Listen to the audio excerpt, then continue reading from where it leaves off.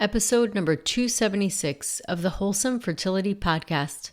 My guest today is Holly Lever. Holly is a licensed acupuncturist, herbalist, Arvico abdominal massage therapist, and fertility awareness method educator. She works with women to optimize their menstrual cycles and their fertility. She founded her practice, Rosebud Wellness, in 2014 and works with clients locally in California, virtually all over the world. Welcome to the Wholesome Fertility Podcast. I'm Michelle, a fertility acupuncturist here to provide you with resources on how to create a wholesome approach to your fertility journey.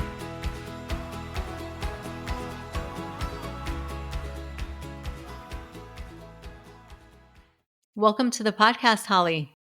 Thank you so much, Michelle. I'm really excited to be here. I'm excited to have a fellow acupuncturist here. It's always fun talking to my acupuncture family. Yeah.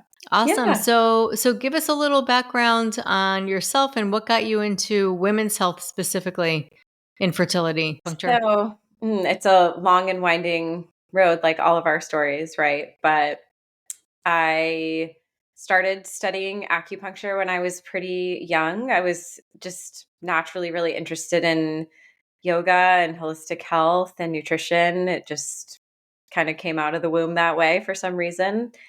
And I went to acupuncture school and I learned about how hormonal birth control could potentially be impacting some of the issues that I was experiencing at the time. And, when you're really young, you can get away with a lot. And so I didn't feel terrible, but I hadn't had a natural period. I probably had had 3 in my whole life at that point, and I was 24. So give us a background. So I just Yeah. When did you first get your period? When did you first start? And then when did you get on the birth control pill? Yeah, so that's the tricky part. The annoying part is that I got my first period when I was 14 and I was already on birth control by the time I was 15. So I don't remember exactly like how many months, and I would only get it every 3 months. So I went to the gynecologist and I was like, "Oh, I had enough of an awareness to know that it was supposed to happen every month at the time. And they were just like, "Oh, it's, that's really problematic. And here you can just have the birth control pill to regulate your cycle, of course." And I did have pretty significant period pain too. I think it was just young bodies don't just start menstruating perfectly right away. And having significant period pain, I think also was partially related to my diet at the time. I grew up really just eating total crap food, just convenience foods, only snacky kind of things, really had no guidance around nutrition at all. And I think the period pain was partially related to that, and also just being young and my body doing something new for the first time.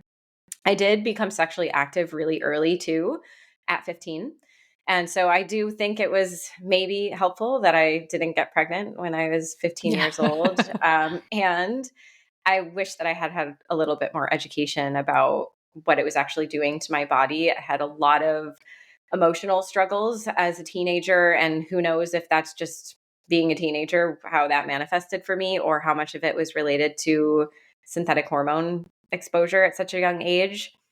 And so then I developed a really severe eating disorder during the end of high school, really through college. So that was part of even the times. Sometimes I would stop taking birth control within that 9-year time frame of from 15 to 24. Sometimes I would stop taking it if I wasn't in a relationship, and I really just never would have a period. So it was almost like that part of me was completely removed from my experience of being in a female body. So then when I went to acupuncture school, as I'm sure you know, and maybe a lot of your listeners do too, that it's a really central piece of understanding a female's overall health and well-being is what their period looks like.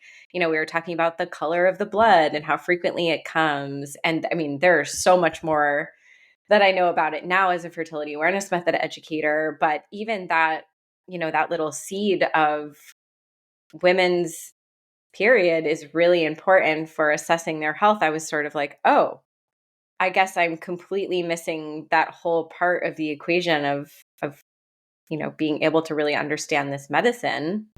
And so I stopped taking the pill really immediately after that I found that out. I remember that I started school in September, and then by October or November, I stopped taking it, just completely stopped taking it and have not taken it since. But then I didn't have my period for a few years after I stopped taking it because I was still struggling with my eating disorder. Mm-hmm. And one of the things that I find really interesting about eating disorders and undernutrition is that people think sort of like you have to have this like raging horrible eating disorder, which at times I really did. I was very severely anorexic at times, and at other times not so much. Like you could look at me and think like, oh, that looks like just like a healthy woman. You wouldn't really think she's nutrient depleted. But it was, for me, always this relationship with food, um, not prioritizing optimal nutrition was sort of the issue for me. So it would Right. be maybe my weight would look okay, but I wasn't getting in the amount of protein and fat and carbohydrate structure, and having regular meals and things like that. That was really the issue for me. So a lot of my time through acupuncture school, that 4 years that I was in acupuncture school, was spent trying to figure that out. And sometimes I would get a period and I'd be like, oh, what was like the perfect cocktail of things that I did that made that happen? And it was just so, I mean, now to me, it's so obvious. It was that I like let go of the reins a little bit and ate a little bit more. And then I Mm-hmm. would just be like, oh my God, that was too much. And I would go too far and freak out. And then I would lose my period again. So it was just kind of very intermittently getting it here and there. Then I finally went into residential treatment center a few times for my eating disorder, and that was the catalyst really for being able to kick it finally. And it wasn't until I was 32, so not terribly long ago, that I started learning the fertility awareness method, because I had been single for a lot of my life. I think anybody that has struggled with an eating disorder understands that it's a very isolating experience, that you kind of don't want to date. You don't want anybody to look at or touch your body. And I was, feeling interested in maybe like, can I have children and can I have a family? I'm 32. Like, what am I doing with my life? And although I didn't have a partner at the time, I was kind of getting curious about my fertility and if I had kind of destroyed my body at that point. It's like, has it been too long? And so for anybody that has struggled with hypothalamic amenorrhea, which really is what that is, whether it's an eating disorder or if it's just disordered or under eating or over exercise, Right. stress, like some combination of those things, anybody that has had that experience, especially if it's been for a significant amount of time, which for me, it's kind of like 10 to 15 years, like most of my adult life was spent not menstruating. Um, and then to be at the end, to fast forward to the end of my story, I do have a daughter. So, when I was 32, I was in this place of, I had just gotten out of my most recent residential stay. Every time I would go, I would get my period back. It was very Mm-hmm. obviously Wow. nutritionally related. So we can, take all these teas, and even getting acupuncture. Like, I got so much acupuncture. I was on so many herbal formulas throughout acupuncture school, and I just needed to eat more. And they would always say that to me. And you're, only able to receive and really integrate what's being recommended to you when it's the right time for you or Yeah. whatever. So that it is what it is. But that was really what my system needed. And so when I was 32 is really when a big transformation happened in my life, where I really kicked my eating disorder. It's not something that you just all of a sudden are cured from, but that was a really pivotal time where I haven't really looked back since that. It's only kind of been getting better since then. And I started learning the fertility awareness method with my teacher, Lisa Hendrickson Jack. So Love her. has she has maybe she's been on this podcast. I don't know. Yes. You've been Yeah. on hers, I know too. But yeah, Fertility Friday is an awesome podcast for anybody out there. It inspired me to start mine, my Really? Oh, podcast. Oh that's yeah, I so, love her. I, yeah. I got so much information from her podcast. It was just, she's She such a wealth of knowledge. And that podcast is the tip of the iceberg in terms of what that woman knows. It's I really, know. really amazing. And yeah, so I started to study with her really just personally at first. I was like, okay, I want to be in a relationship and I don't want to accidentally get pregnant and I don't ever want to go back on birth control. So like, what do I do? And so I started learning about the fertility awareness method from her, and I took her fertility awareness mastery program where you can, she had two groups at the time. I'm not sure how she structures it now, but one was like the pregnancy prevention group and the other was the conception group. So I was in the pregnancy prevention group and was just learning so much about how my body worked and, what it meant that my period would just go missing, and also gave me a lot of insight into sort of like catching myself before I go too far. I think anybody that has had an experience with an eating disorder or being underweight, there's this tendency that even now I still have to be really conscious of making sure that I'm getting, like, planning meals and like really prioritizing that, because my tendency is still to undereat because it was so ingrained in me for such a long period of Mm. time. So, for example, in the fertility awareness method, now I can see like if my temperatures start to get a little below what's more optimal, or like if my mucus pattern is a little bit different, because I've learned all of these like subtle details of learning how to read what's going on with my fertility. It really opened up a whole other space of just in the hypothalamic amenorrhea space, which is actually it seems kind of like it's becoming more of a hot topic thing these days, where people are like actually specializing in just hypothalamic amenorrhea. A lot of times the focus is on the period. It's like we're getting the period back, but it's sometimes missing that actually you can't even have a period if it's not preceded by ovulation. And if we're not tracking ovulation with mucus and basal body temperature, potentially LH strips or OPKs, I use those in my practice too sometimes, cervical position. If we're not tracking all of these things, we can be having bleeds even at regular intervals, which I do think this is part of what was happening to me. I'd have these like random bleeds where I'd be like, what did I do right this time that I had that random bleed? It may have been anovulatory. So all that means, just for, I know you know what it means, but for anybody that's listening, if you don't know, it just basically means that you are bleeding, but it hasn't been preceded by an ovulatory phase, basically. So you didn't actually ovulate. Your estrogen levels just built up enough to build up an endometrial lining, and then it's just being shed, but it is not an indication that your body's actually going through the very health promoting process of ovulation before that.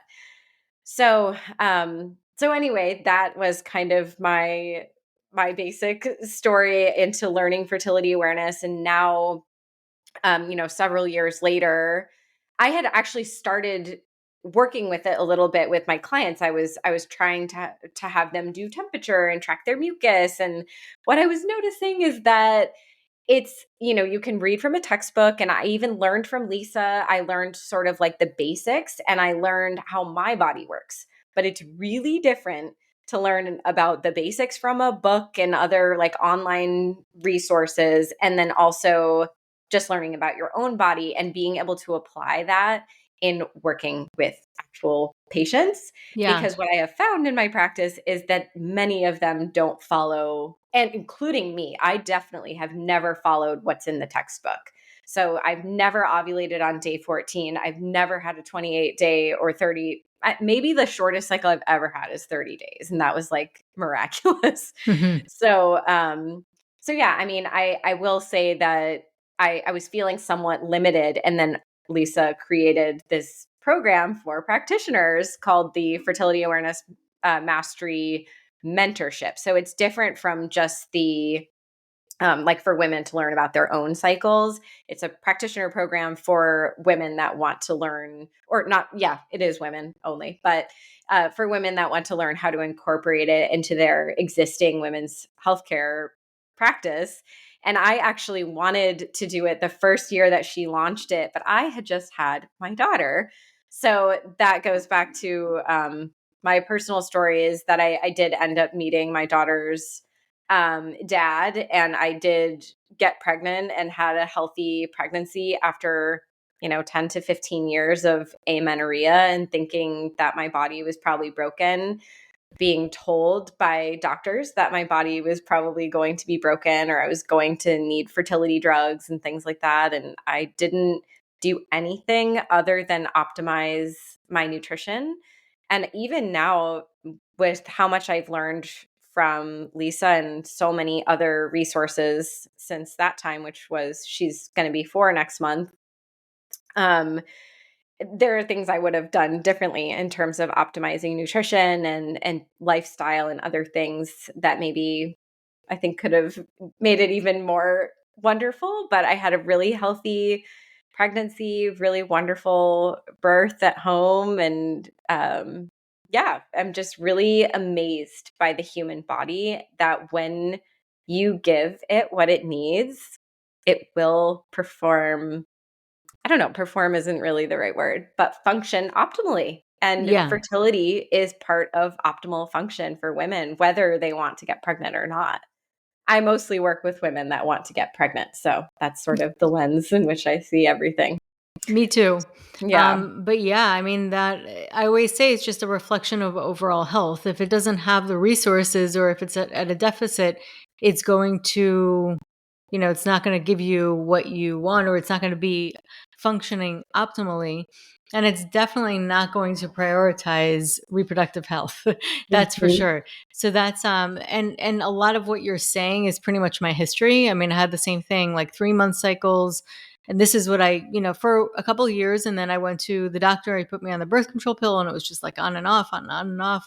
Um, there was a time where I also underate. I was in college, and I guess I probably did. I mean, I never really called it that, but I had a bit of an eating disorder myself. There were times where I was like, I want to, look really thin, like this next person that just is genetically a lot thinner build than I am. And it was kind of like this thing I just got in my head. And so for a little while, I mean, it was on and off for me, but it definitely impacted my hormones. It was all over the place. I So mean, even what has been normalized in our culture, like I remember magazines when I don't know what it kind of trash is in there these days, but I actually was reading them when I was in high school or whatever. And they would talk about like 1,200 calorie diets. That's an yeah, eating disorder. If yeah, I eat that amount of calories, I'm very, very underweight. I mean, yeah. maybe No, I mean, somebody can do that we if they're need, like 4 feet tall or something, yeah, but no, we need the nutrients for sure. I mean, yeah. that's what it is. It really comes down to that. It comes down to energy.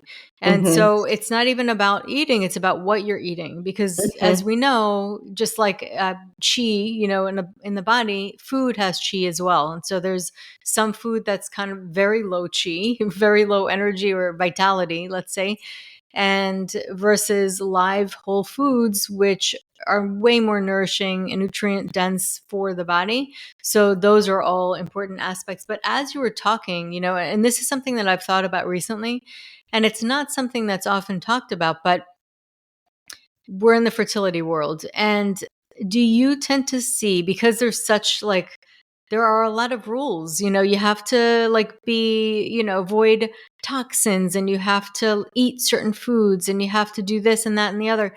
And I feel like if you have a tendency or have any history with eating disorder, or some sense of obsessive compulsion for your life, like it can trigger that, like being on the fertility journey and like focusing, even if you're trying quote unquote naturally, it can trigger that feeling, and that can be very stressful on top mhm. of like everything else.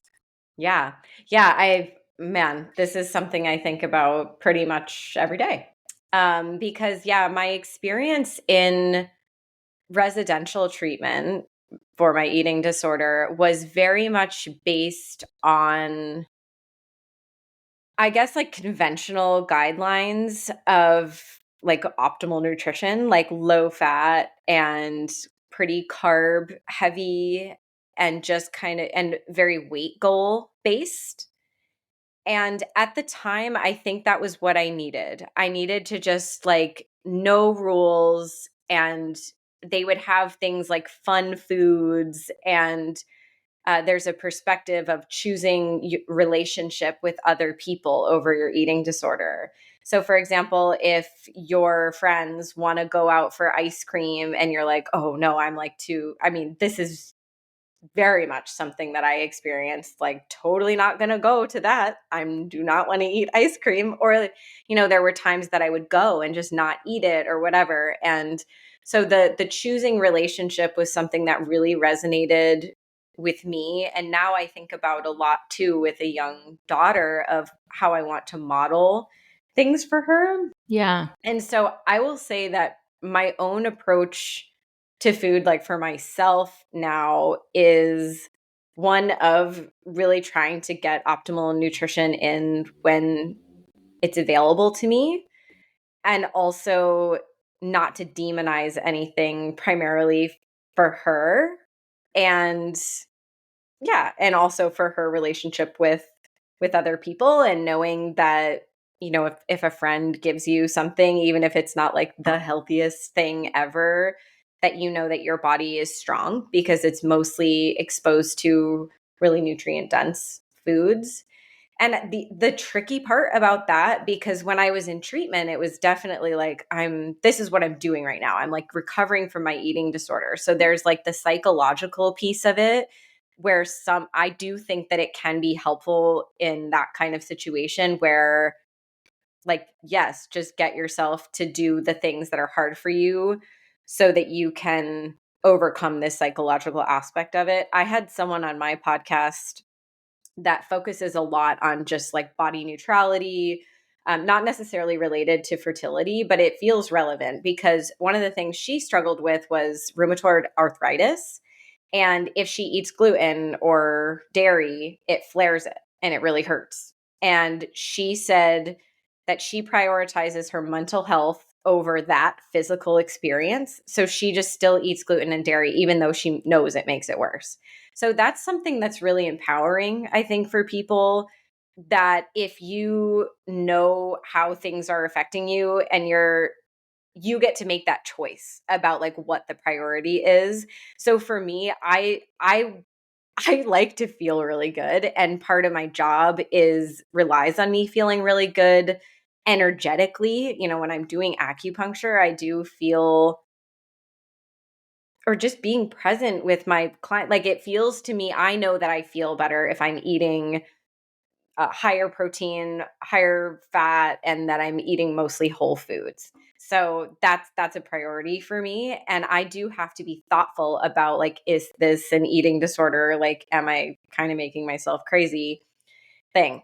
So in the HA space, a lot of it is just like fill yourself with, and I talked about this on my own podcast and Lisa's podcast. And my hope is that it's not triggering for anybody that's going through that experience, because I do think it can be relevant and helpful to like eat. I'm trying not to say specific foods because I don't want to demonize any one food, but to eat things that are, like more processed or something like that, that you really like, that brings a lot of joy to your life and also helps you to get over the psychological aspect of it. I think there's space for that. And I don't think that just cramming yourself full of things that make you feel crappy, which was my first experience in residential. I was there for a really long time. For 4 months, I was living in this place with this, not so health promoting food, and very based on like weight gain. And I did get my period back, and I do think it was a step on the journey. And I feel I also, after that, left and lost a ton of weight, even more than I had before. So I went kind of the opposite direction because I was pushed so far Right. away from where I really wanted to be. I felt awful. And I don't think that that is optimal health or fertility if you feel awful. But it's such a nuanced conversation. And this is where I think the individualized work in fertility is so important, because I can say all these things about, like optimize getting 100 to 150 grams of protein per day and having a balance of nutrition, or recommend certain dietary resources. Like Real Food for Pregnancy is one of my favorite books. And I'm not sure if I'm allowed to talk about the new book yet, but there's another new book that's coming out soon that is a really great resource that I've just recently read through and been wowed by. But it is also about making it, or it fitting into your life. So one of the things that I do a lot is I have women fill out a food log, and also like a lifestyle log of how they're sleeping, what their screen time is like, what they're eating, any number of things, what the exercise level is like. And then I make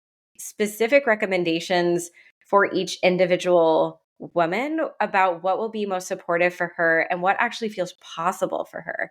Hmm. If a woman is super busy and traveling all the time, she's not going to be able to eat like I do, because I'm Right. home cooking all the time. I like am, home a lot of the time. That's not possible for everybody. So I also have a lot of ideas and ways that I work with women on getting in optimal nutrition that doesn't have to be done in such a specific way where you're tied to the kitchen all the time unless you want to be.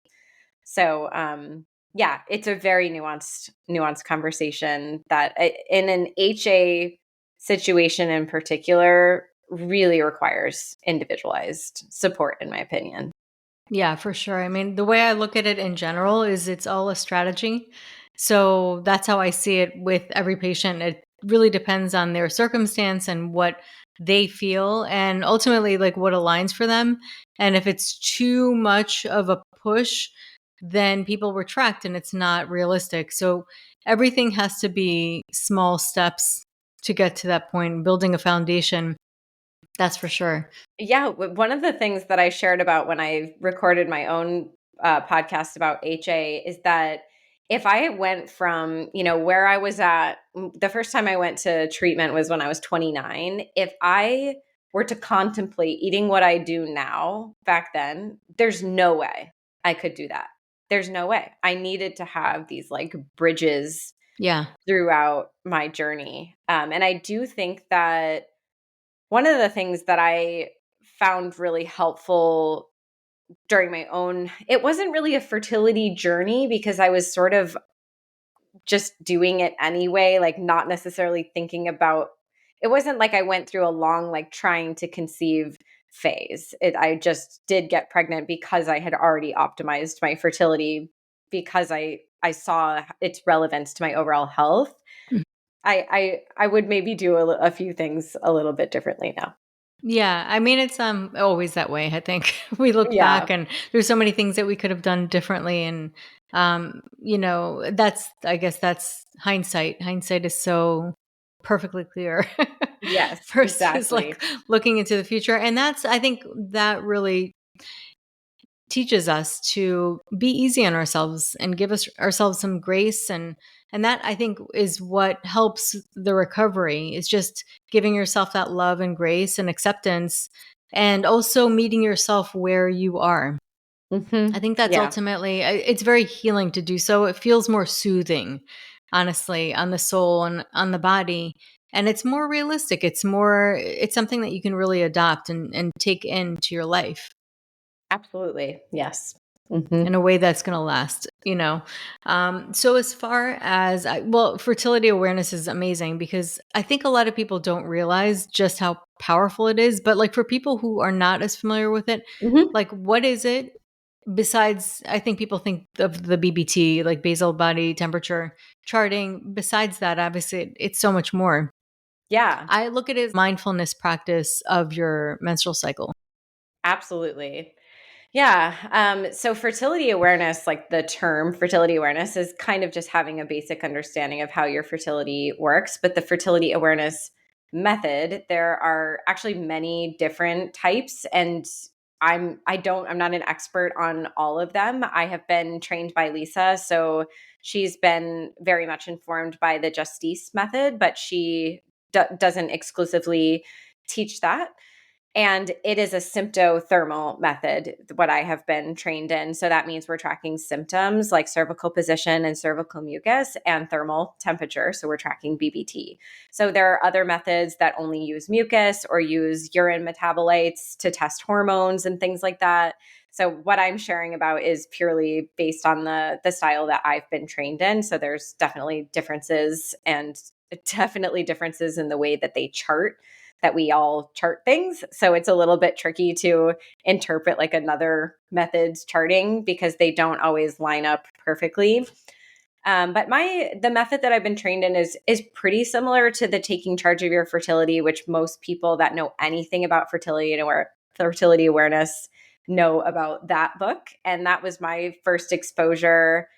I don't know what your acupuncture education was like, but I know that all we learned about was BBT. And it was sort of this like general awareness that this could tell women about their fertility, but there was really not any more detail given about all of the implications of what you can actually learn from the fertility awareness method, not just from a fertility perspective, but also from a health and metabolic function perspective. So so we're tracking BBT, basal body temperature. So that's just your waking temperature. So you take your temperature first thing when you wake up in the morning before you drink or talk or go to the bathroom or anything like that. And in the method I teach, there are some very specific guidelines around that I'm not going to go into everything because we'd be here forever. That's a lot of the work that I do. So that's the first part of it. And then from that, you create a chart. So it's, an XY graph, and then there's the cycle days and the temperature. I use Fahrenheit because I'm in America, but there's also Celsius charts available. I use the Read Your Body app with my clients or paper charts. I don't ever recommend using any of the apps that have any predictions. I used to use another app, but I just recently learned that they started adding predictions into their method. And so I don't recommend that one anymore. So it's a big bummer when that happens. And if women have enough awareness about how it actually works, then as long as they can ignore the predictions and the algorithms and things, that's fine. But especially as you're learning, it makes things way more confusing. I've had women that they have like two different apps, and then they're also taking their temperature, and they're so confused because they're like, this one tells me I'm ovulating here. This one tells me I'm ovulating here. And then my chart says something different. And I'm like, okay, that's because there's a lot of inaccuracy here. And the best way to know what's going on inside of your body in terms of your fertility is to actually track it manually yourself. It's Lisa compares it to like the weather. If you can look on the weather prediction app or whatever and see what they think is going to be happening, or you could walk outside and go see what's happening. I like that. That's good. So that's really what I love that comparison because it's such an obvious thing. Like nobody would be like, is it raining? Or like they would just go outside. So the other part of it is cervical mucus tracking, which that is a lot of the education that is different. Learning how to do BBT is really pretty straightforward. And once you learn how to do it and the things that can impact your temperature, like the amount that you sleep. So you do need to have, in the method that I've been trained in, 5 hours of uninterrupted sleep. There's other methods that say that less sleep than that is fine. So I always recommend just doing your best and taking your temperature and always noting if there's something out of the ordinary. But it can be impacted by alcohol, traveling, so many different things. So those are all things that I teach people about, and then they learn to mark in their chart so that we can most accurately analyze what's going on with temperature. But it really is pretty straightforward. Like in a healthy cycle, you'll have a temperature shift and it will stay high throughout the entire luteal phase. So that's from ovulation until the day before the next period. And it should be within an optimal range in the pre-ovulatory phase and in the post-ovulatory phase. So that's part of the work that I do, which is an indication of metabolic function. And that's one of the reasons that I'm so obsessed with talking about protein, is because getting adequate protein regularly throughout the day is really important for metabolic function, and that will show up in your temperature. Also, thyroid function too will usually show up in the temperature too, but we need to make sure that we're accurately tracking temperature first before we can draw any diagnostic conclusions from what we're seeing in the chart. So cervical mucus is the other part of it. So we have in this method, a very specific way of collecting cervical mucus. So I use external wiping. So usually when women will come to me, they'll be like, I saw this in my underwear and I pulled this out of my vagina. And, like they're so confused about what they're actually tracking. And there's not like a consistent way that they're tracking it to reduce the variables in kind of assessing what's really going on. So we use this external wiping method, and then looking at the toilet paper and taking the mucus off of the toilet paper and stretching it between your fingers. So it is a more intimate type of fertility awareness, but it doesn't require you to actually insert your finger unless you're tracking cervical position. And as someone, I totally left this out of my own story, but it was a significant part of my story that I had really painful sex.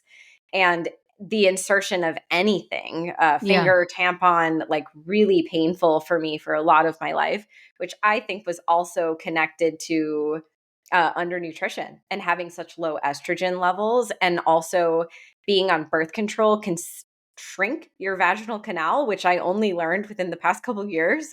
And I think that was part of what was happening for me. So for other women that I've worked with, it's painful for them to insert their finger. So we don't use cervical position tracking. And it's really great that they don't have to do the internal checks for cervical mucus either for that reason. And it can also be more confusing if you're doing internal checks, because there isn't really ever a day that your vagina is totally dry. So it makes like your dry days harder to identify. And this is where there's a difference between textbook learning and actual in the field experience, because if you look in a textbook, it's just like, a woman has her period, then she has dry days, then she has mucus, then she ovulates, then she goes back to dry days. And most of the women in my practice cycles don't look like that when we first start working together. And part of that is, I've talked about my eating disorder, but most of the women I work with are nutrient depleted. And it's not because they're intentionally trying to undereat or lose weight most of the time. It's because there hasn't been adequate education on what is actually optimal nutrition for a human. We've just been I know in my family, it was just like convenience based. And a lot of the women that I work with, it's very much convenience based. So maybe they're getting enough overall calories, but they're not getting actual nutrients from those calories. For example, my friend just sent me a reel from this guy, and he was like, an avocado and this like Snickers thing have like the same amount of calories, but in terms of nutrient density, there's really no comparison of the message that's going to send to your body about what to do with that food. Yeah. So I went off into a little nutrition tangent again, but it's so relevant to cervical mucus production. Right. So I see all sorts of issues with cervical mucus production, whether it's limited or if the mucus phase is too long, if there is mucus in the post-ovulatory phase. And this is the difference between taking Lisa's class in learning how to chart my own cycle versus learning how to apply it for many, many women. This is what we learn about, is how to really get into the nitty-gritty details about like, what does this mucus mean? And the other part that I'll say about fertility awareness is that although we're getting into the nitty-gritty details about BBT and cervical mucus and cervical position, any individual like day or data point is sort of irrelevant outside of the context of the full chart. It's just like Chinese medicine. I'm sure that people are like, I have a headache. What would you do for that? And you're like, do you have like an hour for me to explain to you all of the potential causes of headaches, because that's Sure. really, we're not looking at symptoms on an individual basis. We're looking at the overall pattern of like what is causing that for that individual person. And Yeah. so the chart really feels very similar to Chinese medicine in that way, in that it gives us, it's like its whole own diagnostic process, which is really fun to compare with also the Chinese medicine diagnosis too. So I love kind of weaving those two things together too. I'll be honest, it makes it easier for me to do my job. I can see what's going on. I can see if I need to increase some yang herbs, increase the Mm-hmm. heat in the body, and then I'll see after a while things shift based on what I do, which is based on what I saw like early Mm-hmm. on. So it's huge because it's such a great tool. So when people come in to see me and they say I have like a couple of months worth of my charting, I'm like so excited. Yes. So it gives me a Well, lot even, I to mean, work with. working with fertility, I started working with fertility pretty early on in my practice. And I just started really incorporating fertility awareness in the way that I do it now within the past couple of years. Mhm. And it was like doing it blind before I had as much information as I do now. If you Yeah, it's a don't have game a chart, changer. like you don't even know if they're ovulating, you know? Yeah, I mean, So you could do sometimes like OPKs. progesterone metabolites, Yeah, right. not Yeah. so much LH, just to make sure to confirm. But there's definitely like other things and other more expensive kits that you can get. But Mhm. I mean, this is just gold standard. It's like it's so great. It's such a great way to look at it. It gives you so much insight. It connects you with your own body, and I think it's amazing. But I could talk to you for hours, Holly. I mean, this is so interesting. There's so many things that we can obviously talk about, but it's so important for people to learn this and to know that it is something that can actually benefit them. I think some people get really stressed out by it Mhm. initially. And I say it's the same thing as like meditation. When you sit down to meditate, at first it's uncomfortable, or you're starting something new, it's going to be uncomfortable. But if you can kind of get through that discomfort, eventually on the other side, it's going to give you so much more. It's going to benefit you in so many ways that you didn't even imagine. Sometimes the overwhelm is because they don't understand it. Yeah. That's what I found, is that people will be like reading into each little like peak and valley in the chart, and they're just kind of like, I don't even know what it means. Yeah. And that's really stressful. Oh, And yeah. Because, if you I mean, I could tell people it within like an hour session how to actually interpret the BBT, and they could really get a lot of, it's just like going to a meditation class. If you learn just actually what is happening and what's normal, that can really help to sort of calm your nervous system about the overwhelm around it. yeah. And also knowing that eventually it's going to get easier. It's just, it's Mhm. like anything. It's like anything new. Eventually it does get easier. So for people who do want to hear your podcast or reach out to you and work with you, how can they find you? Yeah, so I'm very active on Instagram. I'm on Instagram at rosebud_wellness. I also have a website, rosebudwellness.com.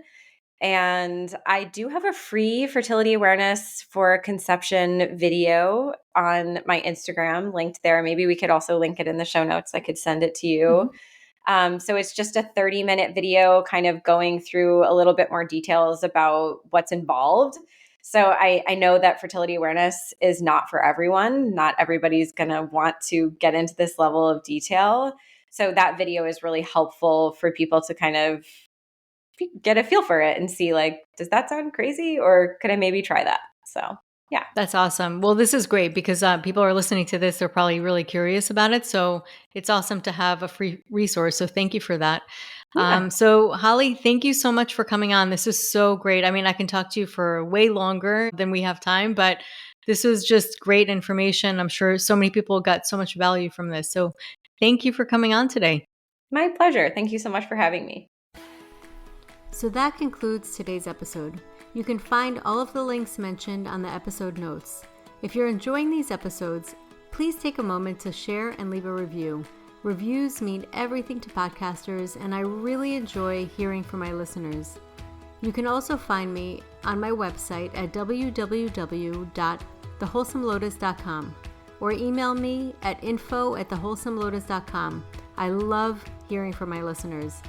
If you're interested and want updates as well as a free ebook on my top 10 fertility boosting habits, you can visit my fertility page on www.thewholesomelotus.com. I thank you so much for listening in and hope that you have a beautiful day.